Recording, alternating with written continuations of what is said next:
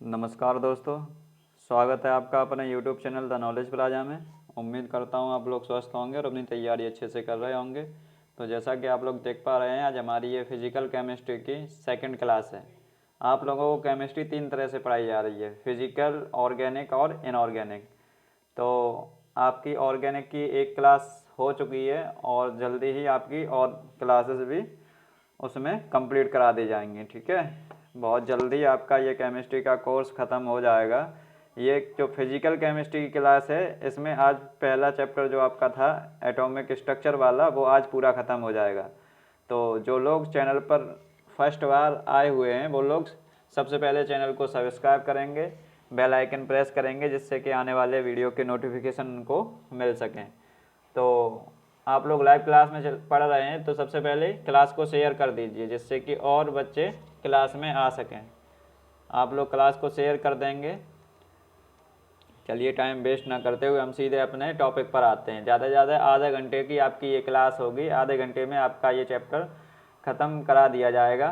तो आप लोग ऐसे ही जुड़ते रहेंगे और एक कॉपी पेन लेकर के बैठेंगे। हम अपना जो क्लास है वो वहीं से शुरू करेंगे जहाँ से हमने छोड़ा था। ठीक है, हमने आपको बताया था अफबाऊ नियम के अपवाद। ठीक है, अफबाऊ के नियम के आपको केवल एक चीज़ इसमें याद रखनी है, अफबाऊ नियम के अपवाद कौन कौन से हैं। तो वो क्रोमियम और कॉपर। ठीक है, क्रोमियम और कॉपर। ठीक है, क्रोमियम और कॉपर। अब क्रोमियम और कॉपर का अगर आपको इलेक्ट्रॉनिक कन्फिगरेशन करने को पूछ लिया जाए उसमें, तो कैसे करेंगे आप। जैसे क्रोमियम का आपको एटॉमिक नंबर कितना होता है, इसका जो आपको पता होगा, आपने पीरियोडिक टेबल याद की है ना, पीरियोडिक टेबल आपने याद की होगी। तो इसका 24 होता है। ठीक है, अब 24 को आप कैसे इलेक्ट्रॉनिक कन्फिगरेशन करेंगे, तो आपको लास्ट वाला यहाँ पे याद करना है, 4s1 और 3d5। वैसे अपवाद क्यों है, क्योंकि आपको हमने आप बताया था कि जो एस ब्लॉक होता है उसमें 2 इलेक्ट्रॉन भरते हैं, लेकिन यहाँ पे एक भरा गया है। आप देख पा रहे हैं 4s1, तो ये अपवाद इसीलिए है। यहाँ पे 2 भर देते तो अपवाद नहीं होता। ये 4s1 लिखा हुआ है यहाँ पे। ठीक है, और 3d5। तो लास्ट में आपको केवल यही चीज़ याद रखनी है।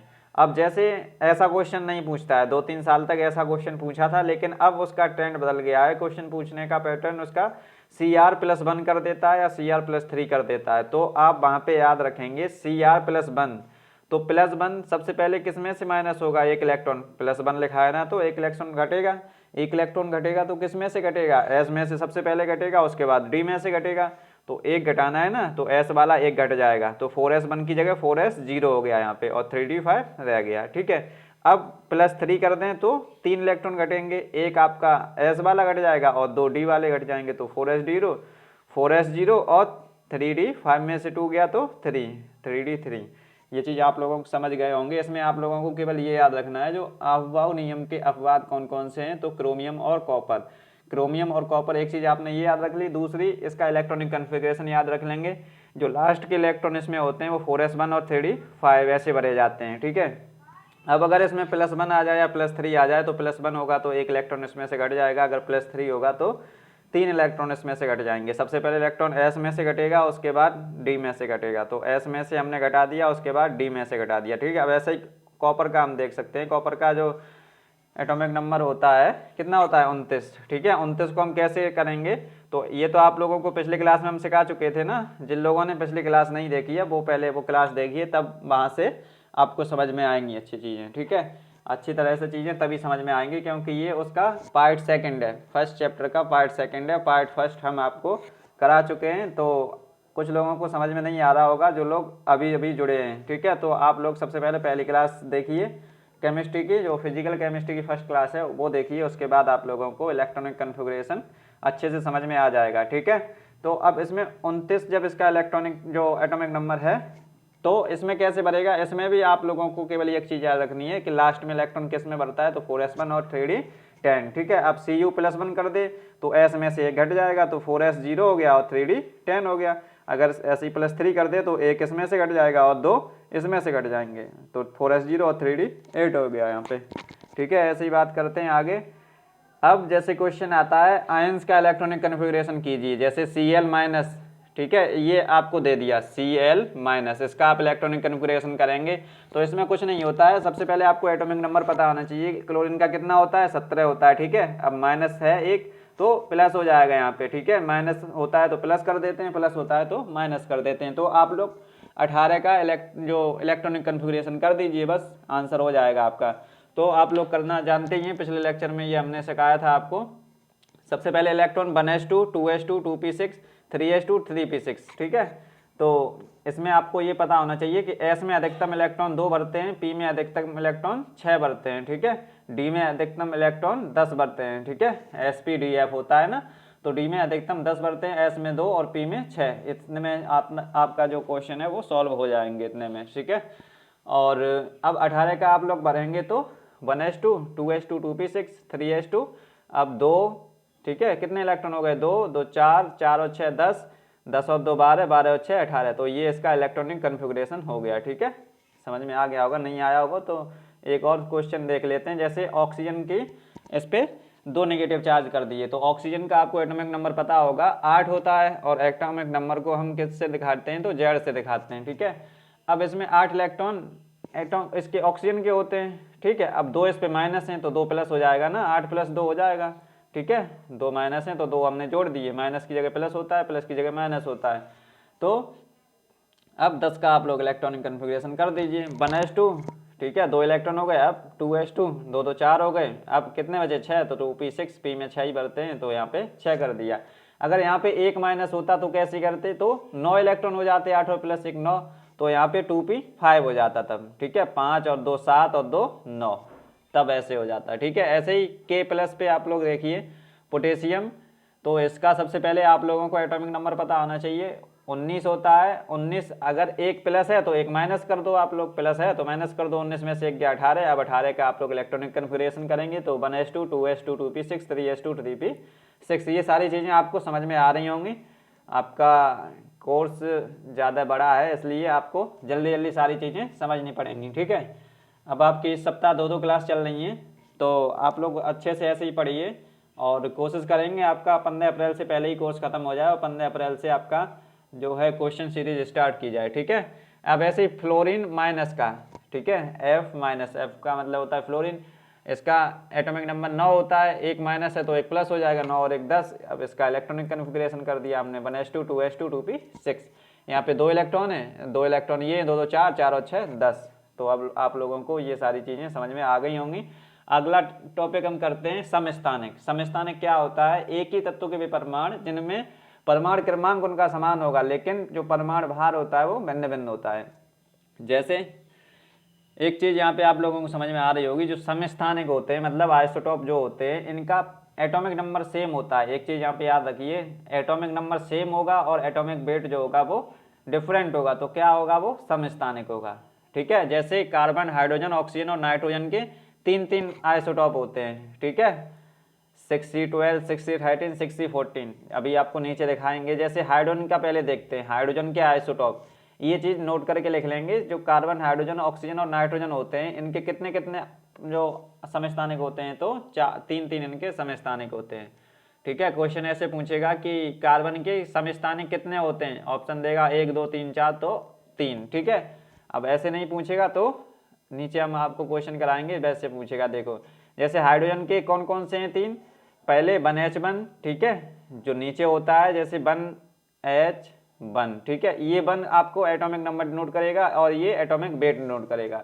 ठीक है, जो नीचे वाला लिखा होता है वो एटॉमिक नंबर को बताता है, परमाणु क्रमांक को बताता है, और ये एटॉमिक वेट को बताता है। ठीक है, परमाणु भार को बताता है। अब इसमें एटॉमिक नंबर हाइड्रोजन का 1 होता है, इसलिए सबके नीचे 1 1 लिखा हुआ है। अब यहाँ पे जो ऊपर 2 लिखा है ये इसका एटॉमिक वेट है। ठीक है, इसका एटॉमिक वेट 3 है, तो एक एटॉमिक वेट किसका है, प्रोटियम का, 2 एटॉमिक वेट किसका है, ड्यूटियम का, और 3 एटॉमिक किसका है, तो ट्राइटियम का।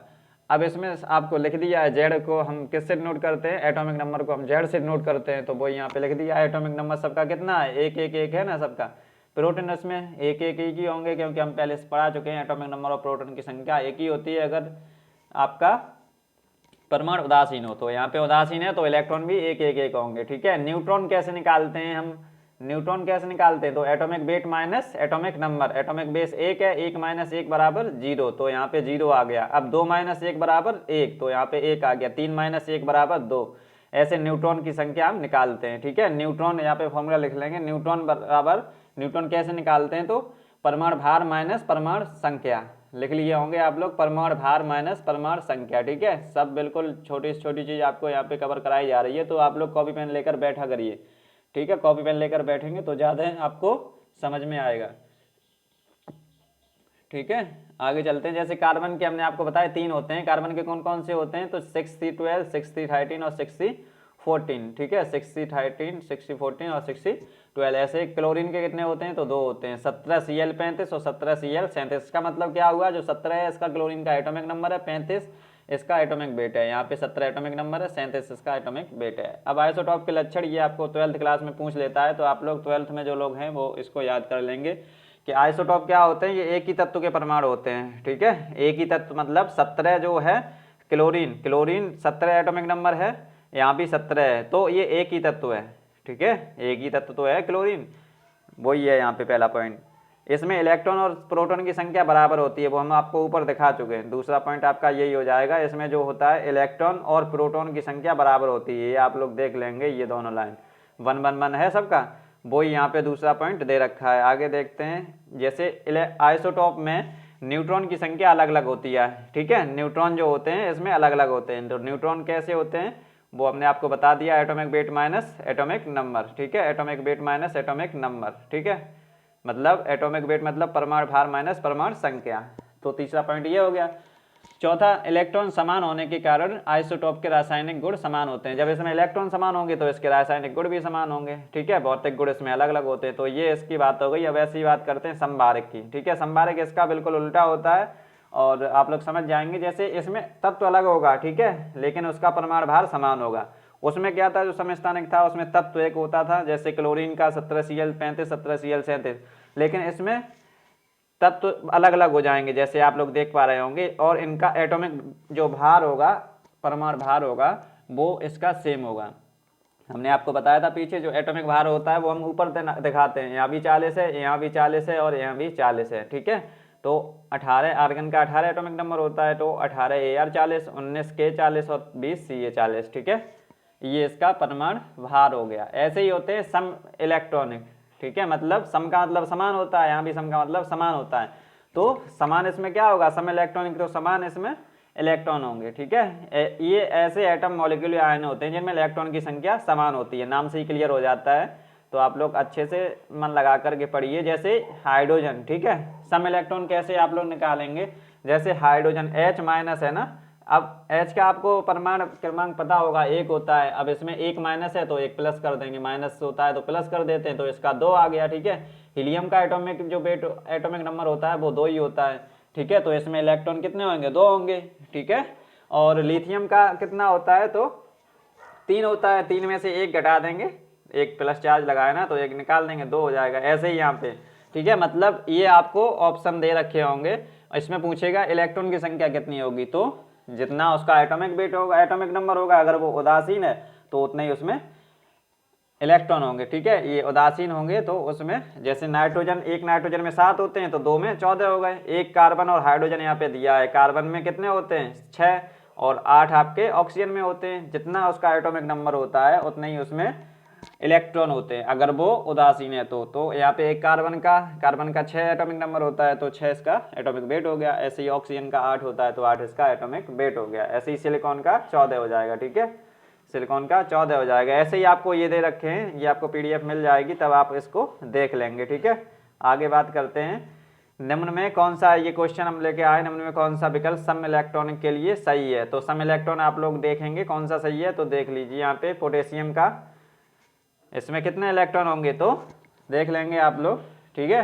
सोडियम का 11 होता है, 11 में से 1 गया तो 10 बचेगा। इसका 19 होता है, 19 में से 1 गया तो 18, ठीक है। अब ऊपर जिसके बराबर में आएंगे तो वही उसका ऑप्शन सही होगा। यहाँ पे 18 आ रहा है, यहाँ पे 10 आ रहा है, तो ये नहीं होगा। जैसे यहाँ पे 14 आ रहा है, यहाँ भी 14 आ रहा है, तो ये ऑप्शन आपका सही होगा, ठीक है। ऐसे ही सम न्यूट्रॉनिक, तो जिसमें न्यूट्रॉन की संख्या समान होगी वो सम न्यूट्रॉनिक कहलाता है। अब न्यूट्रॉन हमने कैसे आपको बताया, यहाँ भी आप लोग एक बात समझ लेंगे। जो ऊपर वाला होता है एटॉमिक वेट होता है उसमें से इस नीचे वाले को मतलब एटॉमिक नंबर को घटा देते हैं, ठीक है, atomic weight minus atomic number, तो बराबर 6 यहाँ पे न्यूट्रॉन आ गए। ऐसे ही यहाँ पे 7C13 तो atomic weight minus atomic number, यहाँ भी 6 आ गया, ठीक है, तो ये सम न्यूट्रॉनिक कहलाएगा। ऐसे ही आप लोग इसमें देख लेंगे 4 में से 2 गया 2, 5 में से 3 गया 2, 6 में से 2 गया 6 में से 4 गया 2, ठीक है, तो ये आप लोग समझ लेंगे अच्छे से। ऐसे ही आपको यहाँ पे बता दें द्रव्यमान संख्या या परमाणु भार कैसे निकालते हैं, उसका फॉर्मूला आप लोग नोट करेंगे।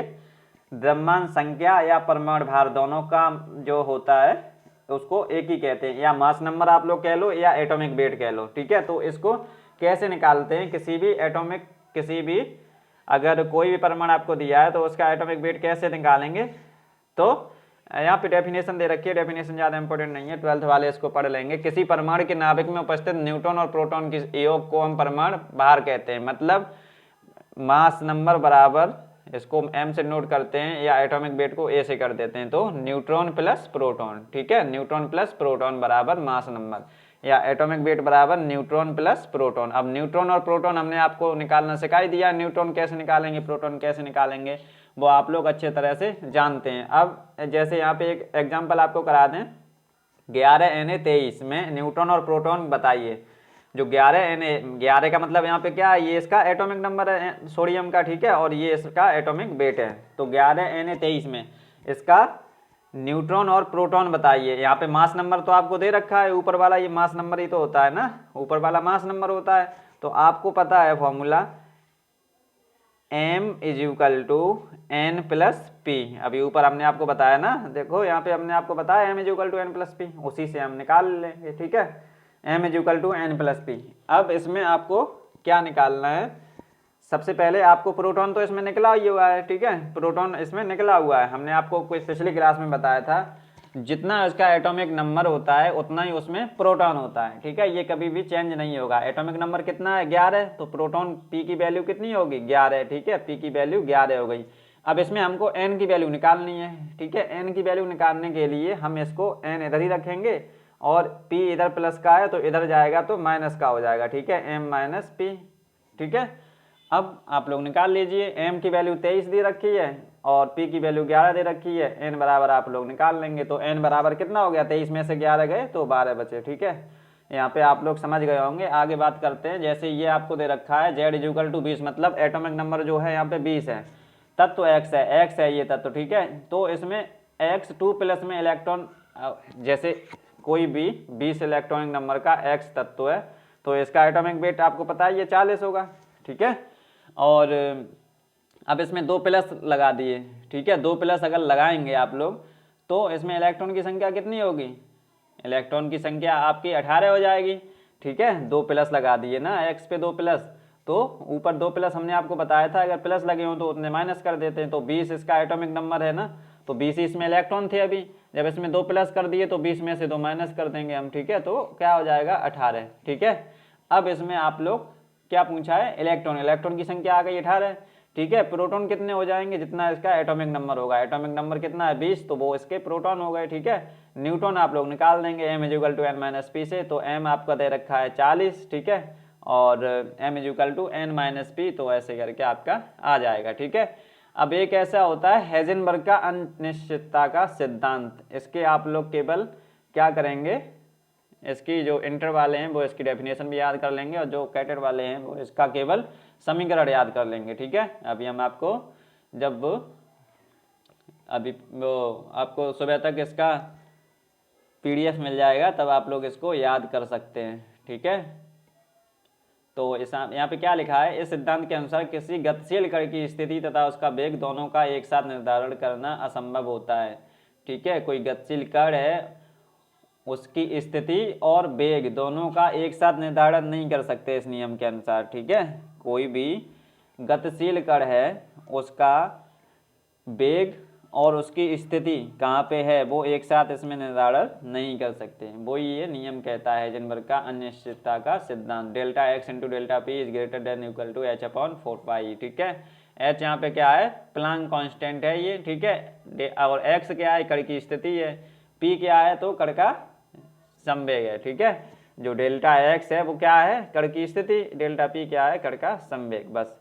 और आगे आइंस्टीन का ऊर्जा और द्रव्यमान समीकरण ये भी पूछ लेता है। तो E = mc², यहाँ पे E क्या है तो फोटोन की ऊर्जा है, m क्या है कण या फोटोन का द्रव्यमान है, प्रकाश का वेग क्या है c, इसका प्रकाश के वेग इसका मान क्या होता है 3 × 10⁸ मीटर पर सेकेंड। ऐसे ही डी ब्रोगली का समीकरण आप लोग इसको याद कर लेंगे बस आपका। और एक दो टॉपिक और बचे हैं वो अभी आपको जल्दी जल्दी करा दे रहे हैं। लैम्डा h/p, लैम्डा h/m/v, ठीक है, और लैम्डा h/m/c,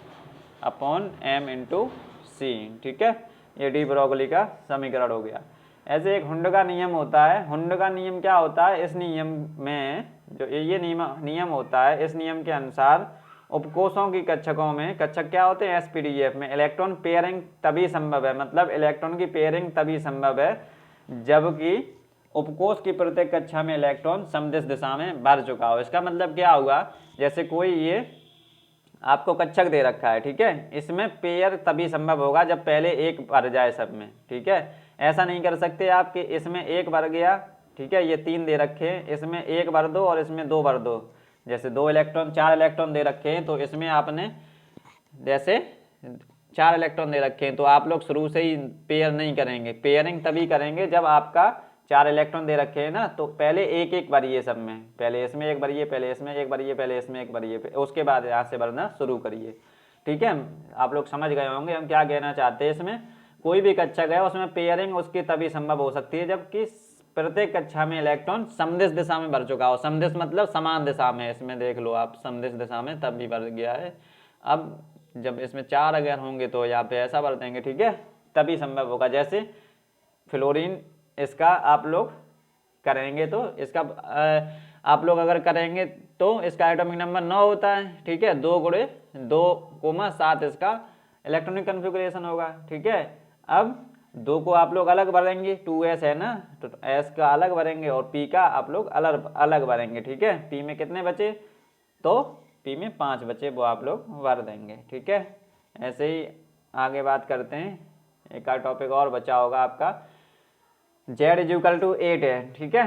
जैसे z = 16 है, इसको आप लोग कैसे, इसका पहले इलेक्ट्रॉनिक कन्फिगरेशन करिए, ठीक है, 1s2 2s2 2p6 3s2 3p4, ठीक है, 3s2 और 3p4 आ गया, तो जो लास्ट में बचता है उसी का हम इलेक्ट्रॉनिक कन्फिगरेशन इसमें हुंड के नियम के अनुसार करते हैं। अब s2 वाला हमने ये भर दिया p4 में, तो p4 में कितने कक्षक बनेंगे, तो 3 बनेंगे, तो p4 हमने यहाँ पे ये भर दिया, ठीक है। ऐसे ही आपको सवाल दे रखे हैं वो आप लोग कर लेंगे, ठीक है, एक दो सवाल और कर लेंगे। ऐसे n+l का रूल क्या होता है, इस नियम के अनुसार 2 या 2 से अधिक उपकोषों में इलेक्ट्रॉन, पहले इलेक्ट्रॉन उस उपकोष में भरता है जिसमें n+l का मान कम होता है, ठीक है। जिसमें n+l का मान कम होता है उसमें पहले इलेक्ट्रॉन भरेगा, जिसमें n+l का मान कम होगा उसमें पहले, और जिसमें ज़्यादा होगा उसमें बाद में, ठीक है। n+l का मान समान होता है तो इलेक्ट्रॉन उसमें उपकोष में भरेगा जिसका n का मान कम होता है, ठीक है। तो ये चीज़ आप लोग समझेंगे पहले यहाँ पे। जैसे 3d और 4p, इसमें पहले इलेक्ट्रॉन किस में भरेगा, तो सबसे पहले आपको ये पता होना चाहिए, सबसे पहले यहाँ पे आप लोग देखेंगे जैसे 3d और 4p, इसमें इलेक्ट्रॉन सबसे पहले किस में भरेगा, तो 3 + 2 होता है 5, ठीक है, और 4 + 1 होता है 5। तो सबसे पहले जिसकी n की वैल्यू कम हो गई, n का मान यहाँ पे क्या है, यहाँ पे n का मान 3 है और यहाँ पे n का मान 4 है, तो वही चीज़ यहाँ पे दे रखी है, ठीक है। तो यहाँ पे n का मान कम होगा उसमें इलेक्ट्रॉन पहले भरेगा, अगर समान है, दोनों समान आ रहे हैं ना 5 5, तो 3d में पहले भर जाएगा और 4p में उसके बाद भरेगा, ठीक है, 4p में उसके बाद भरेगा, ठीक है, उसके बाद में 4p में भरेगा। ऐसे ही 4d और 5p में सबसे पहले इलेक्ट्रॉन किस में भरेगा, तो इसमें n का मान 4 आ रहा है इसमें और ये समान आ रहे हैं, तो 4d में पहले भर जाएगा, ठीक है, 4d में पहले भर जाएगा। ऐसे ही आप लोग इसको भी देख लेंगे, ठीक है, आप लोग इसको भी देख लेंगे, ठीक है। ऐसे ही अनचुंबकीय और प्रचुंबकीय गुण जो होते हैं ये आपके यूपी कैडेट में अभी तक नहीं पूछे गए हैं, और अभी तक यूपी कैडेट में नहीं पूछे गए हैं, ये आपके BHU वगैरह में पूछ लिए जाते हैं। तो अनचुंबकीय और प्रचुंबकीय गुण क्या होता है इसमें आप लोग पढ़ेंगे। जैसे जब किसी एटम या मॉलिक्यूल या आयन के बाह्यतम कोश में इलेक्ट्रॉन अनपेयर्ड होते हैं तो वे चुंबक की ओर आकर्षित होते हैं, इस गुण को अनचुंबकीय कहते हैं, ठीक है। मतलब क्या है इसका, जब अगर वो पेयर नहीं होते हैं, उसमें अनपेयर्ड होते हैं, ठीक है। इलेक्ट्रॉन अगर अनपेयर्ड होते हैं तो उनमें कौन सा गुण होता है, अनचुंबकीय, ठीक है, क्योंकि वो चुंबक की ओर आकर्षित हो जाते हैं, ठीक। और इसमें क्या है, 10 इलेक्ट्रॉन और 16 इलेक्ट्रॉन को छोड़कर, ठीक है, जब किसी एटम, जब कोई पेयर होता है, पेयर्ड होता है, तो 10 जिसका हो या 16 जिसका हो, तो वो आकर्षित नहीं होते हैं, ठीक है, और सभी इसमें आकर्षित हो जाते हैं, ठीक है। तो ऐसे ही आप लोग इसको देख लेंगे और कर लेंगे यहाँ पे, ठीक है। तो आज की क्लास आपकी यहीं तक थी। उम्मीद करता हूँ आप लोगों को क्लास समझ में आई होगी, ठीक है। क्लास अगर समझ में आई हो तो इसको लाइक करिए, शेयर करिए और चैनल को सब्सक्राइब करिए और करवाइए। मिलते हैं आपको नेक्स्ट क्लास में, तब तक के लिए जय हिंद, वंदे मातरम।